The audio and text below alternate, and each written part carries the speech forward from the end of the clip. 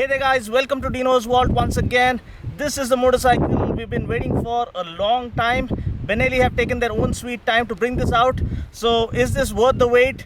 Well, we'll be checking this motorcycle out in detail and I'll be giving you all the information that you need to know about this motorcycle, plus all the color variants that have been made available for this variant. So without further ado, let's go ahead with this video.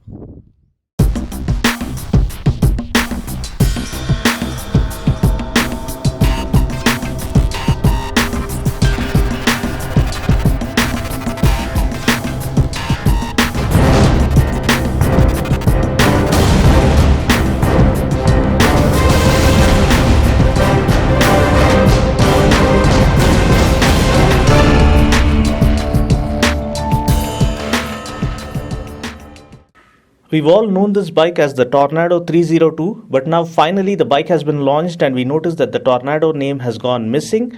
The bike has been christened as 302R, which sounds interesting, especially with the letter R added on towards the end.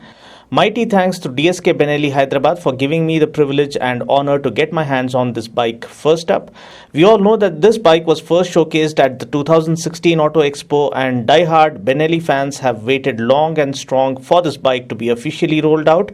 Well, now the wait is over, so let's get started by understanding certain important points that we need to know about the 302R.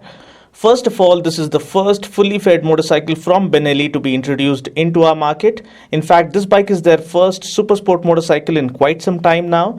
If my memory serves me right, the last super sport motorcycle in their lineup was the Tornado Tre 900, wherein Tre means 3 in Italian, thereby denoting the inline 3-cylinder setup that powered the bike back then. Now, though this bike gets the same power plant as that of the TNT 300 Street Fighter and also shares the same power and torque figures, there indeed are a number of changes that the 302R brings along with it. First and the most obvious change is the full fairing, which seems to be very well laid out. Thanks to the all-new trellis frame that gets a 50-50 weight distribution, the fairing flows flawlessly and meticulously, and no element in the entire design feels out of place or sticks out oddly. Secondly, the bike gets a new double-sided swingarm now compared to the Street Fighter. The foot pegs on this bike are also repositioned now to give you a proper super sport feel. Although please note here that just like the R3, this bike offers the most flexible seating option in terms of street riding, track racing, or even highway cruising. The length of the 302R is up by 20 mm now compared to the TNT 300. The width is down by 55 mm and the overall height is also down by 5 mm because this one sits a little lower than the Street Fighter. What's interesting though is that the wheelbase remains the same for both the bikes at 1410 mm, which I really hope were shortened further such that the bike would be able to cut through the corners a lot more easily. Mind you, the advantage of having a longer wheelbase is better high-speed stability, so I guess that justifies the case here for the 302R. Also, the Street Fighter gets Pirelli tires while the 302R gets Metzeler rubber. That doesn't really make a whole lot of difference, at least in this category in my opinion. For those who aren't aware, Metzeler is actually a subsidiary of Pirelli tires because it was acquired by Pirelli way back in 1986. So either ways, quality is rest assured.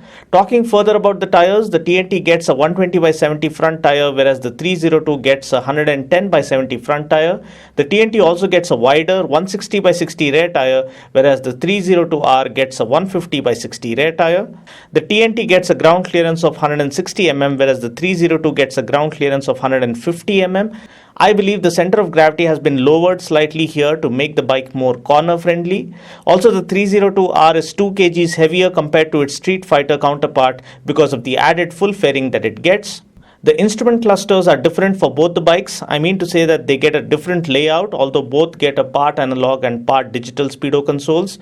The tank capacity has also gone down from 16 liters for the TNT to 14 liters for the 302 in an effort to shed some weight.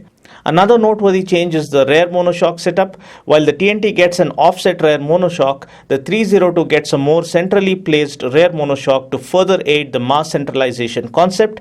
Also, the TNT 300 gets an underbelly exhaust, whereas the 302R gets a kick-ass looking twin pod exhaust system that sounds like a jet engine while revving the bike hard. I must admit though that the TNT 300 is still an amazing sounding machine. Also, the seat layout is different for both the bikes. The TNT gets a single seat layout whereas the 302R gets a split seat layout. The brakes remain the same for both the bikes. We get pedal discs for both bikes with 260mm units up front and a 240mm unit at the back. And of course, last but not by any means the least, the 302R gets the much needed dual channel ABS as standard, while the TNT 300 doesn't get ABS as of yet. Now, talking about its design, I really like the way the aerodynamics have been sorted out on this bike. The front end of the bike seems to slightly resemble that of the 2002 CBR 954RR Fireblade. The twin headlamp setup along with the LED position lights that turn on ignition look modern and menacing. Just like all other Benellis, we do get a dedicated switch to turn on the hazard lights. The side profile is typically that of a supersport machine with the fairing neatly falling into place. The tail section is sleeker and sharper and lifted up to further aid in aerodynamics. The tail lamp layout is also slightly different compared to that of the TNT 300. This one is slightly sharper and looks amazing when it lights up. The seats are mighty comfortable. I think this undoubtedly is the most comfortable seating in this segment as per my assessment. Now, since this is a test ride bike, they have removed the grab rails to make it look a lot sleeker, but with the stock bike, we do get the grab rails as you can see here. Supersport machines are never about practicality, so don't expect your mom to feel comfortable on this bike.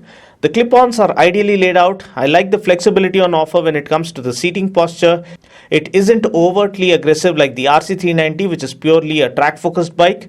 Next, coming to the instrument console, we get an analog tachometer, and the digital readouts include the speedometer, odometer, trip meters, fuel gauge, coolant temperature gauge, clock, and readouts in miles per hour as well as kilometers per hour. The switchgear is of good quality. Just like all other bikes of 2017, the bike gets a BS4 compliant engine with AHO or automatic headlamp on function. The light switch that you see here is for the hazard lights. Now, coming to the engine specs, powering the 302R is the same 4-stroke, 8-valve, water-cooled, inline 2-cylinder 300cc engine with a DOHC setup. This puts out a max power of 38.26 PS at 11,500 RPM and a max torque of 26.5 Newton meters at 10,000 RPM, and this comes mated to a 6-speed gearbox. Now, taking the bike out for a short spin, the twin-cylinder motor is an absolute delight, just like the one on the TNT 300.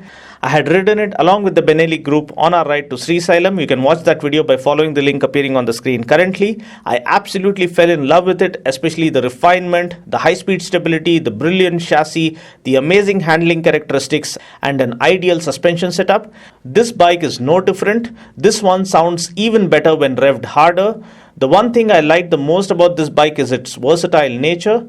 Now, we Indians stand really smitten and fascinated by fully fed bikes because of the amazing road presence they have on offer. The one glitch about the supersport machines is that though they look amazing and get all our adrenaline pumping while we are on the track, most of them are not very comfortable for a day-to-day usage or city riding conditions.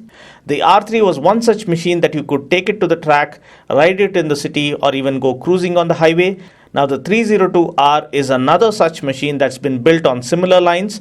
On the track, you can enjoy this bike really well because that is what this is built for. You can ride this with a reasonably upright seating posture in the city, and at the same time, you can tuck yourself in and shoot through the straights on the highways. The windshield does do its job of fending off any wind blast really well. The high-speed stability on the bike is really good because of the longer wheelbase.